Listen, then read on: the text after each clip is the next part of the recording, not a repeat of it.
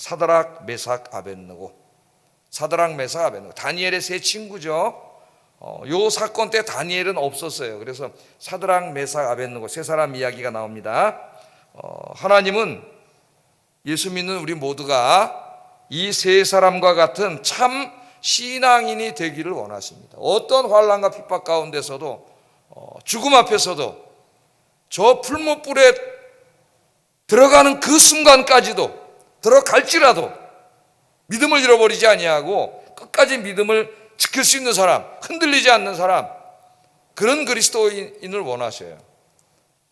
우리의 믿음이 흔들리지 않는 그런 믿음이 되길 주의 이름으로 축복합니다. 자, 오늘 주인공은 사드락, 메삭, 아벳느고 세 사람입니다.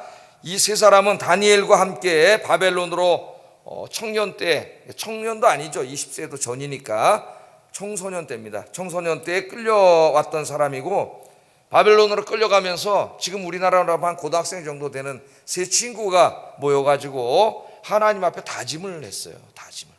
야, 우리가 바벨론으로 이제 이렇게 끌려가게 되는데 바벨론에 끌려가서 절대 바벨론 신에게 절하지 말고 바벨론 종교와 문화에 동화되지 말고 바벨론에 가서도 하나님만을 섬기고 하나님 기뻐하는 삶을 살자. 고등학생들이 부모도 떠나서 이국 멀리 바벨론으로 끌려가면서 그런 다짐을 하는 애들이에요. 다짐을 하는 애들. 그러니까 하나님이 얼마나 기뻐하셨겠어요. 그런 다짐을 하고 끌려갔던 믿음의 아이들이었습니다. 믿음의 아이들. 자, 이 뜻을 정하고 이제 바벨론으로 이 세 사람이 갔는데, 바벨론에 가서 이제 살 때에도 하나님이 기뻐하지 않는 일은 철저히 하지 않았습니다. 멀리하고 하나님 기뻐하시는 일만 했습니다. 그 유명한 이제 음식 테스트도 여러분이 잘 알고 있을 거예요. 하나님께서는 사드락, 메삭, 아벳느고를 기뻐하셨죠. 여러분, 우리가 하나님 앞에 복을 받는 인생을 살려면은 하나님이 기뻐하시는 삶을 살아야 돼요. 우리가 성경에 하나님의 복을 받은 많은 사람들이 나오는데 제가 늘 그렇게 설교하잖아요. 나도 그렇게 복 받게 해주세요. 그런 기도를 하기 전에 어떻게 기도하라 그랬어요? 내가 먼저 그 사람처럼 살게 해주세요. 그렇게 기도를 해야 된다 그랬죠.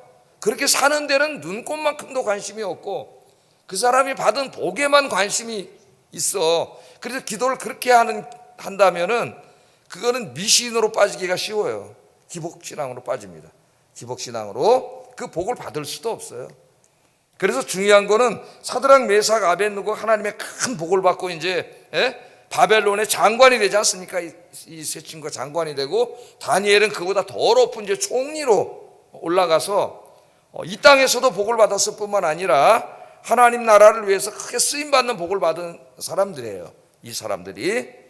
그러니까 우리는 다니엘의 복을 받아야 되고 사드락, 메삭, 아벳느고의 복을 받아야 되고 우리가 기도해야 됩니다. 그런 복을 받게 해달라고. 그런데 이제 그 기도를 하기 전에 더 중요한 게 뭐예요? 이 사람들의 믿음을 본받는 거예요. 믿음. 이 사람들처럼 신앙생활하게 해주세요. 그걸 기도해야 돼요. 오늘 그래서 그걸 좀 생각해 보려고 합니다. 오늘 이야기는 우리가 잘 아는 이야기예요. 자, 이렇게 살다 보니까 하나님이 기뻐하셨고 복을 주셨는데, 다니엘서 2장 49절에 보면은 이런 복을 받았어요. 한번 읽어보겠습니다. 시작.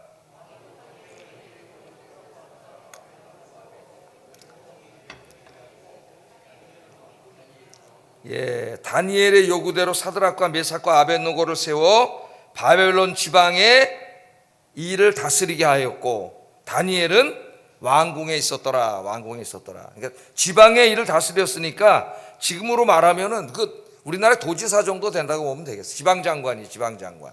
그러니까 바벨론이라는 나라가 다 제국이죠. 주변의 고대 근동의 그 나라들을 다 점령해서 나라가 엄청나게 큰 나라입니다. 그 지방장관으로 세웠고, 아마 다니엘은 왕궁에 있었다 그러니까 중앙 관료로 이렇게 세웠던 것 같아요. 나중에 다니엘이 이제 다니엘서 6장에 보면은 총리가 됩니다. 3명의 총리를 둬서 그 방대한 지역을 다스렸는데 그 세 총리 중에서도 으뜸했어요. 그러니까 1인 지하 만인 지상. 우리나라에서 그 누구예요? 그런 직위를 가졌어요. 영의정 옛날에 그런 직위에 올랐던 사람이 다니엘이에요. 하나님이 귀하게 여기시니까 복을 주십니다.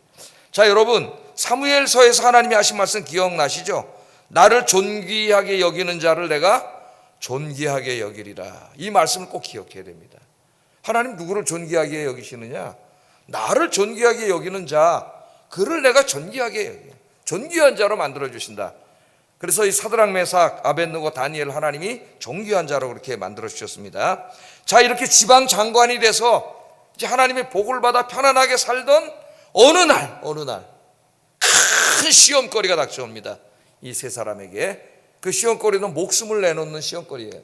시험거리가 닥쳐왔는데 이 느부갓네살 왕이 교만해졌어. 온 세상 열방을 장악하더니 교만해져 가지고 이제 바벨론 제국의 왕 정도 가지고는 만족하지 못했습니다. 뭐가 되고 싶었느냐? 신이 되고 싶었어요. 신이, 신처럼. 그래서 자기를 신격화시키는 일을 하게 되는데, 자기를 위해서 큰 신상을 만들었는데, 오늘 성경에 보니까 6규빗, 넓이가 6규빗이고 높이가 60규빗이에요. 규빗은 어디부터 어디까지라 그래요? 이 손가락, 엄지손, 여기 제일 긴 손가락부터 팔꿈치까지니까 사람마다 다 다르고 평균 뭐 한 47, 8cm 된다 그러는데 계산할 때 한 50cm 정도로 계산을 하면 됩니다. 그럼 뭐 약간 차이가 있지만 비슷해요. 그럼 넓이가 얼마예요? 3m. 이게 너비가 3m고 높이가 30m 되는 신상, 어마어마한 신상을 만들었어요. 여러분 저 속초에 가면은 거기 고음 옆에 걸로 들어가다 보면 신흥사 들어가는데 어마어마한 불상 있는 거 보셨죠? 진짜 어마무시하게 큽니다. 불상이 그보다 더 커요. 30m니까 어마어마한 신상을 이걸 평지에다가 이걸 만들어서 이제 평지에다가 놓고 그게 이제 신이에요. 자기예요. 자기를 신격화시켰습니다. 그래서 온 나라 모든 고관들 뭐 사람들 다 글로 이제 모이게 했어요. 불러가지고 악기가 이제 음악 소리가 쫙 나면 어떻게 해요? 거기다 절을 하도록 했습니다. 절을. 그 절을 안 하는 자는 누구예요? 느부갓네살 왕에게 반역하는 자예요. 느부갓네살 왕을 신으로 인정하지 않는 자. 그러니까 왕에게 반역하는 자이기 때문에 절하지 않는 자는 끓는 풀무불에다가 던져서 녹여 죽인다 그랬습니다. 풀무불은 뭐 지금으로 말하면 용광로나 마찬가지예요. 지금 규모의 용광로가 그때 있었지는 않겠죠. 쇠를 녹이는 그런 엄청난 이 용광로 불에다가 집어 던진다 그랬어요. 왕이 집어 던진다. 거기다 집어 던지면 어떻게 되겠습니까? 탈 정도가 아니라 그냥 녹아서 없어져 버리겠죠.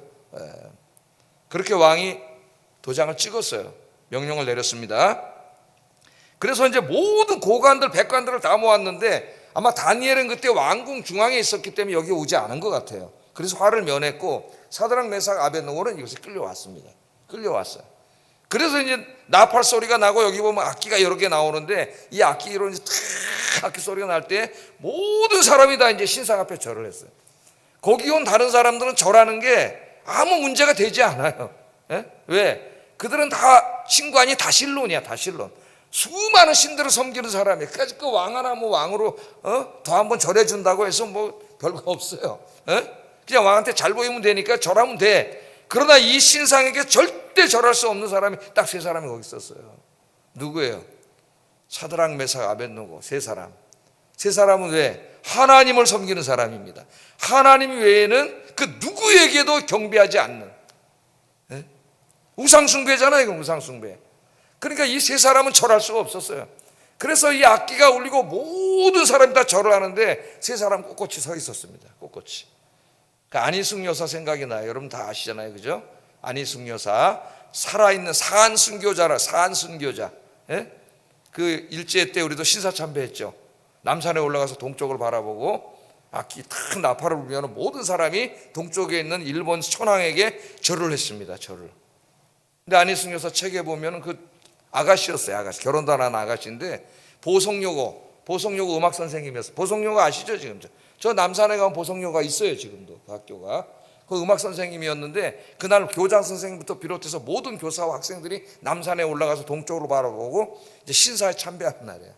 그래서 드디어 나팔 소리가 불어서 모두가 신사에 참배하는데 딱 한 사람이 꼿꼿이 서서 절하지 않고 있었습니다. 그분이 그 연약한 여자 선생님, 결혼도 하지 않은 여자 선생님 안희숙 여사였고 그 신사에 참배하지 않고 믿음을 지킨 것 때문에 그 다음부터 이제 해방될 때까지 평생 이제 환난과 핍박을 당하면서 그렇게 살았던 사람이 안희숙 여사입니다. 그래서 그 분이 쓴 책이 뭐예요? 책 제목이 죽으면 죽으리란 책을 써서 한동안 저 어렸을 때 우리나라 기독교인들이 거의 다 읽었을 거예요. 그 책을 안 읽은 사람 거의 없을 거예요 아마. 죽으면 죽으리라. 그러니까 그 책을 읽으니까 믿음이 얼마나 좋아졌겠어요. 그 당시 저 어렸을 때 막 진짜 믿음이 굉장히 좋았습니다. 근데 요새는 이제 믿음이 점점 약해지고 있어요. 오늘 사드락 메삭 아벳느고 배우면서 이 믿음을 다시 회복하는 우리 아현교 성도들이 되시길 주의 이름으로 축복합니다. 아마 하나님께서 지금 한국 교회에 제일 원하는 게 뭐냐면은 사드락 메삭 아벳느고일 거예요. 이런 믿음이 있는 사람이 대한민국에 있나? 이런 믿음의 청년들이 있나? 아마 하나님이 가장 찾는 사람이 사드락 메삭 아벳느고 같은 사람일 겁니다. 절하지 않았어요. 그랬더니 이 세 사람을 시기 질투했던 다른 사람들이 가서 왕한테 보고를 했습니다. 사드락 메삭 아벳느고 왕이 사랑하셔가지고 지방 장관까지 시켜줬는데 그래 그놈들이 그래 왕의 신상 앞에 다른 사람 다 절하는데 세 놈이 절하지 않았습니다. 그러니까 느부갓네살이 확 오늘 보면 진노했다 그랬어요. 진노 확 해놨어요. 이놈들이 유다에서 끌려온 놈들을 내가 지방 장관까지 시켜주고 사랑해줬는데 인간적으로 보면 배신감을 느끼겠죠. 나를 거역하고 절을 안 해? 끌어오라 그랬어요. 그래서 오늘 본문에 끌어왔습니다. 끌어와가지고 다시 한번 기회를 줍니다. 다시 한번 풀무 속에 집어넣는다 그랬잖아요. 다시 한번 기회를 줘요. 16절 18절 한번 읽어보겠습니다. 시작.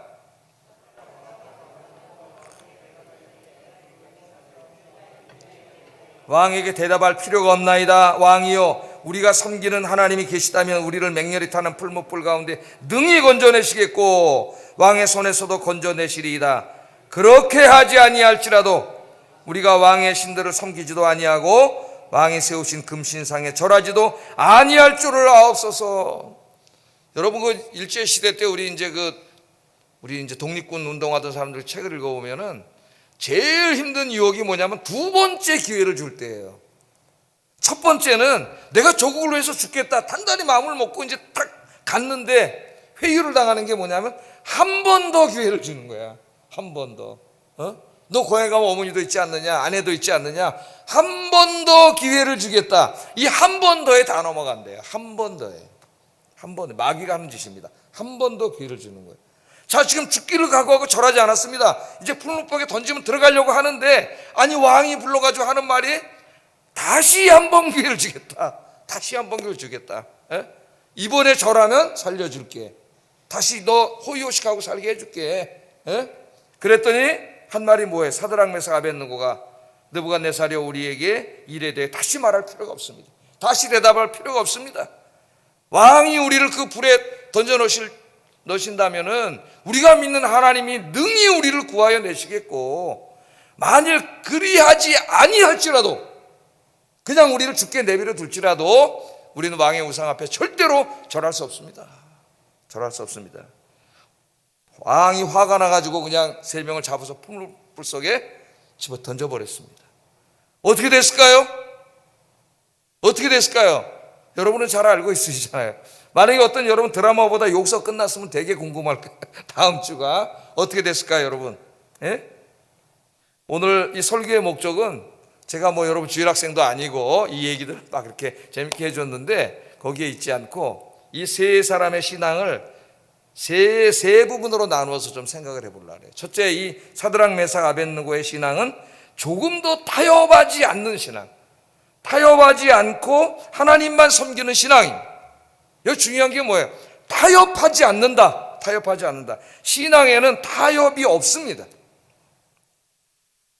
세 사람은 풀무 속에 던져져 다 죽는 것을 알면서도 왕의 신상 앞에 절하지 않았어요. 왕과 조금도 타협하지 않았습니다. 자신에게 높은 지위를 주고 출세시켜준 왕이잖아요. 인간적으로는 좀 고마운 왕이죠. 그런데 그것도 또 다시 한번 기회를 줬어요. 다시 한번.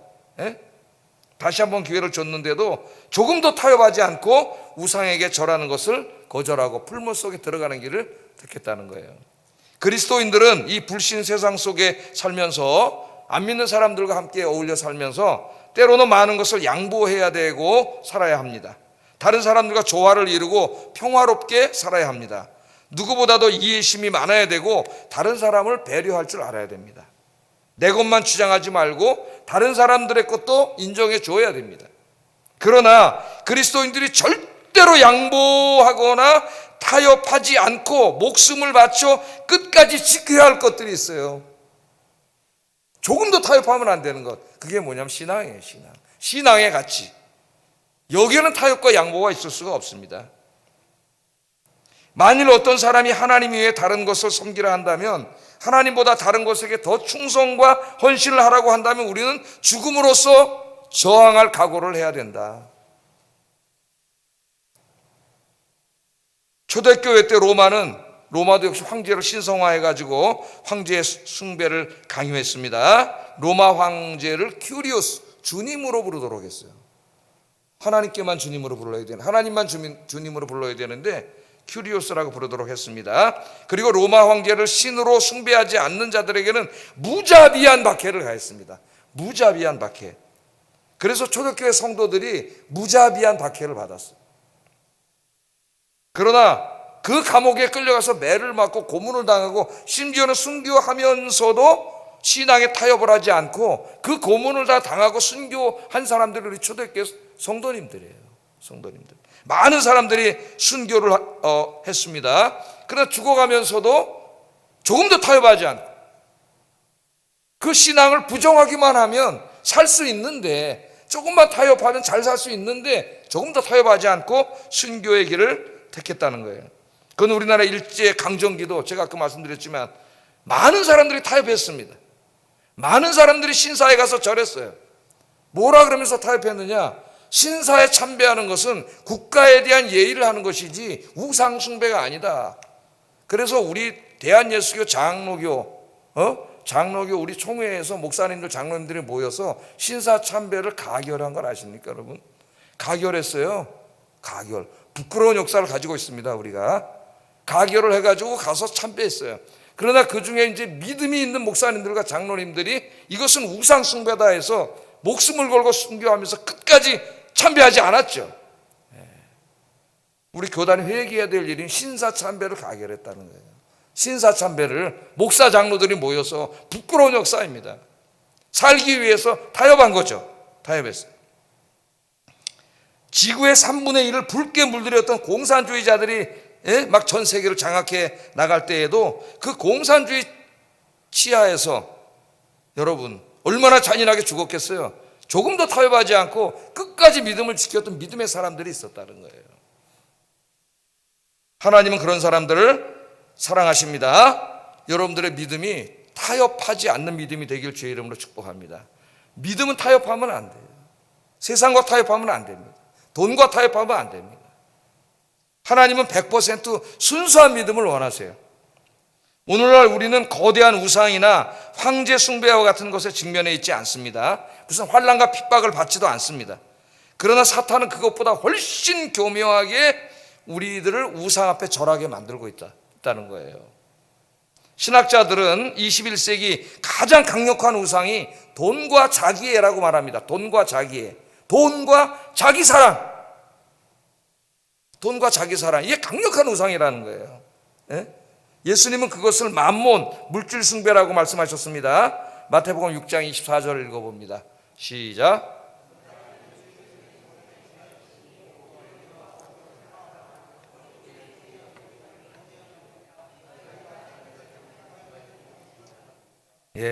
돈과 하나님을 겸하여 섬길 수 없다. 여기 섬긴다는 말은 예배한다는 말이에요. 그러니까 사람들이 돈을 예배합니다. 예배. 하나님을 예배하듯이 돈을 예배해요. 돈에게 충성과 헌신을 다 바칩니다. 돈 그러면 하나님 우리가 찬양하잖아요. 아까 하나님 찬양했잖아요. 돈도 보면 돈을 보고 막 찬양해요. 여러분 통장에 막 1억 원이 들었다 그러세요. 막 돈을 보고 막 찬양을 하고, 돈 때문에 행복하고 기쁘고, 그 돈이 없어지면 그 돈 때문에 절망하고 좌절하고. 그게 뭐예요? 돈을 예배하는 거예요. 그래서 하나님과 가장 강력한 라이벌이 돈이야. 예수님이 그렇게 말씀하셨어요. 그래서 돈과 하나님은 겸하여 섬길 수 없습니다. 돈을 사랑하는 자는 하나님을 사랑할 수 없어요. 그런데 오늘날 많은 사람들이 돈 때문에 신앙의 가치를 잃어버리고 타협한다는 거예요. 세상에. 여러분, 사드락 메삭 아벳느고처럼 이 모든 우상을 배격하고 조금 더 타협하지 말고 오직 하나님 한 분만 섬기며 살아가시는, 하나님 한 분만 예배하시는 여러분 되기를 주의 이름으로 축복합니다. 오늘 이런 정말 순수한 믿음을 가진 사람들을 하나님이 찾고 계셔요. 찾고 계셔요. 자, 첫째 믿음은 타협하지 않는 믿음이었다 그랬습니다. 두 번째 믿음은 하나님을 절대적으로 신뢰하는 믿음이다. 오늘 많은 사람들이 교회 다니면서 하나님을 그렇게 신뢰하지 않습니다. 그렇게 믿지 않아요. 근데 사드락 메삭 아벳느고는 지금 어떤 상황이에요? 불문불에 던지잖아요. 지금 던지면 다 죽어요. 무시무시한 상황에 여기 지금 쇠를 녹이는 지금 불문불 앞에다 세워놨어요. 절하지 않으면 여기 집어넣는다는 거 던질 거예요. 지금 그 앞에 있습니다. 그런데 뭐라 그래요? 15절에 보면 느부갓네살이 이렇게 말합니다. 이제라도 너희가 준비하였다가 나팔과 피리와 수금과 사명금과 양금과 생황과 및 모든 악기 소리를 들을 때에 내가 만든 신상 앞에 엎드려 절하면 좋거니와 너희가 만일 절하지 아니하면 즉시 너희를 맹렬히 타는 풀무불 가운데 던져 넣을 것이라. 던져 넣을 것이라.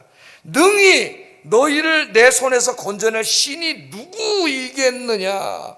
이게 하나님을 조롱하는 말입니다. 네가 하나님 믿는다고? 아까 사드락 메삭 아벳느고 뭐라 그래요? 뭐라 그랬어요? 왕이 우리를 거기다 던질지라도 우리가 믿는 하나님이 우리를 능히 거기서 건져내실 것입니다. 그랬더니 조롱하는 말이에요. 누가 어떤 신이 너를 구해낼 수 있겠냐? 한번 해보자 그래. 내 던질 테니까 니네 신이 너를 돕나 안 돕나 한번 보자 그런 말입니다. 자, 여러분 여기에서 진짜 믿음이 테스트 되는 거예요. 다 믿음이 있는 것 같지만 진짜 믿음이 언제 확인되느냐? 내가 죽을 자리에 갔을 때 내가 진짜 믿음이 있는지 없는지 알 수가 있습니다. 여러분, 자, 그 자리에 여러분이 있다고 생각해 보세요. 우리 젊은이들이 있는데 그 자리에 여러분이 서 있다고 생각해 보세요. 그 자리에서 여러분 하나님을 절대적으로 신뢰할 수 있겠습니까? 내가 저 불구덩이로 던져진다 할지라도 내가 믿는 하나님이 나를 능히 건져내실 줄 믿습니다. 그러면서 믿음을 지킬 수 있겠어요? 오늘 사드락 메삭 아벳느고는 그런 믿음을 가지고 있었습니다. 능히 우리를 건져내실 것입니다. 능히. 우리말 성경에 지금 개역개정에 보면 우리가 섬기는 하나님이 계시다면 우리를 맹렬히 타는 풀무 가운데에서 능히 건져내시겠고, 조금 번역이 그런데 오히려 이전 번역, 개역 번역이 훨씬 좋습니다. 개역 번역이 이렇게 써요. 만일 그럴 것이면 왕이여 우리가 섬기는 하나님이 우리를 극렬히 타는 풀무 가운데서 능히 건져내시겠고 왕의 손에서도 건져내실 것입니다. 지금 풀무 속에 들어가는 그 순간에도 끝까지 어떻게 하나님 붙잡잖아요. 이거 절대적인 믿음이네. 절대적인 믿음. 이 절대적인 믿음이 없으면 그런 말을 할 수도 없는 거죠. 바로 불에 던져지면 타 죽으니까. 나를 던져도 하나님이 구해주신다는 거예요. 하나님은 조금도 의심하지 않았습니다. 조금도.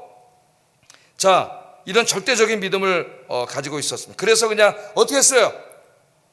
집어 던졌어요. 거기다가 집어 던졌습니다. 죽었습니까? 살았습니까? 어떻게 됐어요? 믿음대로 된다. 할렐루야. 예수님은 그랬죠? 내 믿음대로 될지어다. 또는 내가 믿음대로 될지어다. 여러분이 믿음대로 됩니다. 믿음대로 됩니다. 여러분이 큰 믿음이 있으면 그만큼 큰 하나님의 능력을 체험하게 되는 거예요. 믿음대로 된다. 그가 믿었어요. 하나님이 능히 우리를 저 불덩어리에서 건져주실 것입니다. 그리고 던졌더니 세 사람만 들어간 게 아니라 거기 누가 들어가셨어요? 하나님이 들어가셔가지고 그 몇 천도 되는 불덩어리를 시원한 여러분 에어컨 나오는 장소로 만들어 주셨어요. 할렐루야. 하나님이 능히 구해 주셨습니다. 능히. 여러분 그렇게 기도하세요. 하나님, 지금 어려움 속에 있지만 저 믿습니다. 하나님이 능히 이 문제를 해결해 주실 줄 믿습니다. 여러분이 믿음으로 기도하고 하나님을 절대적으로 신뢰하면은 여러분 믿은 대로 될 줄로 믿습니다. 믿은 대로 돼요. 믿음만큼 됩니다. 하나님은 살아계신 하나님이기 때문에. 왜 하나님을 체험 못합니까? 그런 믿음이 없기 때문이에요. 믿지 않기 때문에. 믿지 않는 곳에서는 예수님이 기적을 일으키지 않았어요. 자기 고향에 갔더니 안 믿잖아요. 그 기적이 별로 안 일어났다 그랬어요. 고향 땅에서. 왜? 믿지 않았기 때문에. 믿지 않았기 때문에. 믿음대로 됩니다. 여러분 믿음을 위해서 많이 기도하시기를 주의 이름으로 축복합니다. 시편 기자는 이렇게 고백했습니다. 내가 산을 향하여 눈을 들리라. 나의 도움이 어디서 올꼬? 나의 도움이 천지를 지으신 여호와에게서로다.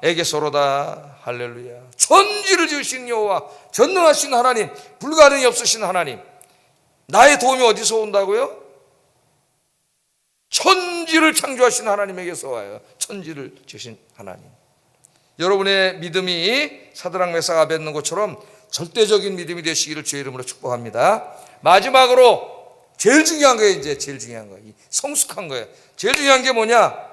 그리 아니하실지라도 믿음이, 그리 아니하실지라도의 신앙. 한 사람의 신앙에 있어서 가장 성숙한 신앙이라고 할 수가 있겠습니다. 자, 아까 뭐라 그랬어요? 잘 보세요.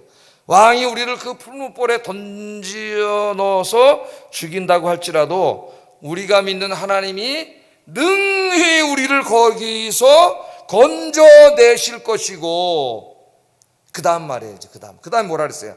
만일 그렇게 하지 아니하실지라도, 우리를 구해내지 않으실지라도 그 말이죠.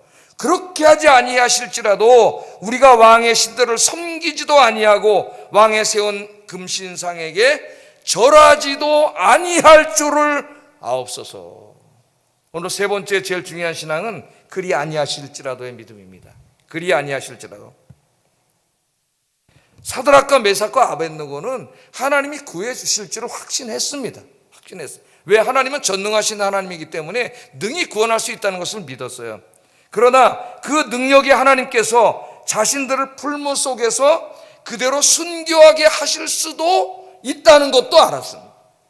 능력이 없어서가 아니라 하나님의 능력으로는 능히 구원해 주실 줄 믿지만, 그러나 다른 뜻이 있을 수도 있다는 것도 알았어요. 그게 뭐냐면 순교예요. 순교의 영광을 누리게 할 수도 있다는 것도 알았습니다. 그래서 그리 아니하실지라도, 우리를 구해주지 아니하시고 죽게 하실지라도, 순교하실지라도 우리는 절할 수 없다. 그렇게 이야기한 겁니다. 자, 이 고백 속에는 순교의 신앙이 담겨 있습니다. 사드락 메삭 아벳느고가 우상 앞에 절하지 않은 것은 하나님께서 반드시 구해 주실 것이기 때문만은 아니에요. 그걸 조금도 의심하지 않고 믿었지만, 하나님이 구해 주시면 안 죽는다는 걸 알았지만은 반드시 그것만은 아닙니다. 세 사람은 하나님께서 그대로 순교하게 하실 수도 있음을 알고 있었습니다. 그럼에도 불구하고 그들은 우상 앞에 절하지 않았습니다. 세 사람의 신앙은 어떤 신앙이냐? 하나님을 절대적으로 신뢰하는 신앙일 뿐만 아니라 하나님을 위해서 죽을 수도 있는 신앙이었다는 거예요. 죽을 수도 있는 신앙.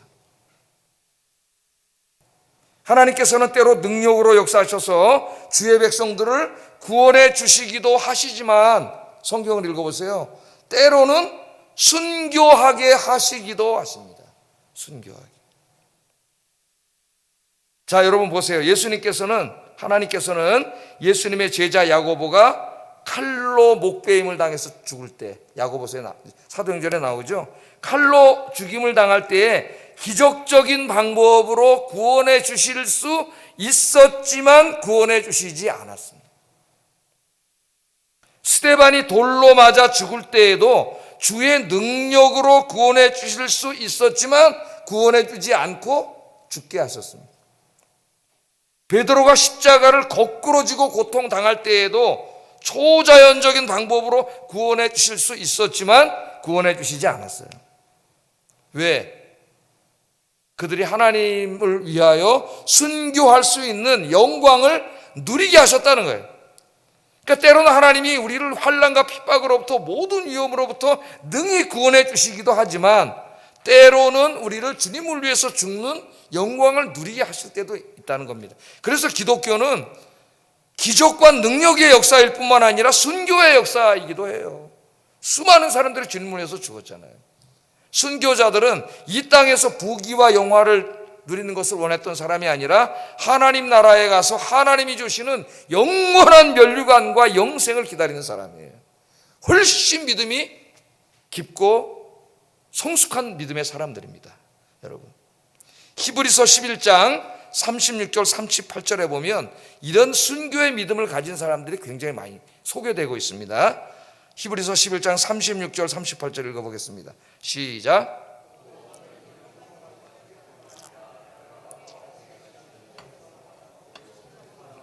시험과 칼과 죽임을 당하고 양과 염소의 가죽을 입고 유리하며 궁핍과 환난과 학대를 받았으니 이런 사람은 세상이 감당하지 못하느니라. 그들이 광야의 산과 동굴과 토굴에 유리하였느니라.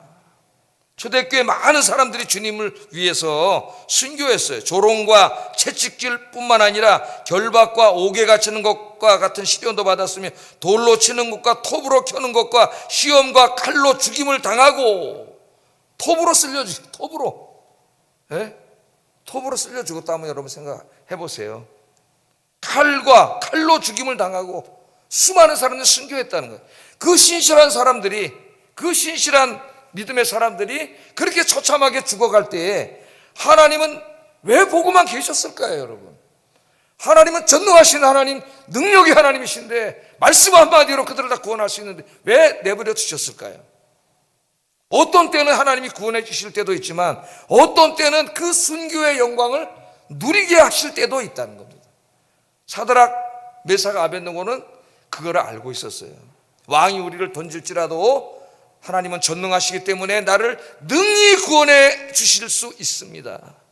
그러나 그리 아니하실지라도, 그리 아니하시고 우리를 이 불모에서 순교하게 하실지라도 그게 나에게 더 큰 영광이 되므로 왕의 신상에 우리는 절할 수 없습니다. 그렇게 고백하고 있습니다. 우리 한국교회는 그동안 예수 믿고 복 받는 얘기만 가르쳤지 주님을 위해서 죽는 이야기를 가르치지 않았어요. 여러분, 이 세상에서 가장 영광된 거는 뭐예요? 주님을 위해서 죽는 겁니다. 주의 일을 하다가 주님을 위해서 죽는 거예요. 우리 그리스도인들은 이제 내가 뭘 위해서 죽어야 될지가 분명해지는 사람이 되어야 됩니다. 가장 큰 영광은 주님을 위해서 고난을 당하는 것이고 주님을 위해서 죽는 거예요. 그리 아니하실지라도 나는 주님만 섬기고 살겠습니다. 주님을 위해서 죽겠습니다. 이 믿음의 사람들이 되시기를 주의 이름으로 축복합니다. 기도하겠습니다. 세 가지 신앙을 우리가 공부했습니다. 세상과 타협하지 않고 하나님 한 분만 섬기게 하소서. 하나님을 절대적으로 믿고 신뢰하는 절대적인 신앙을 가진 믿음의 사람이 되게 하소서.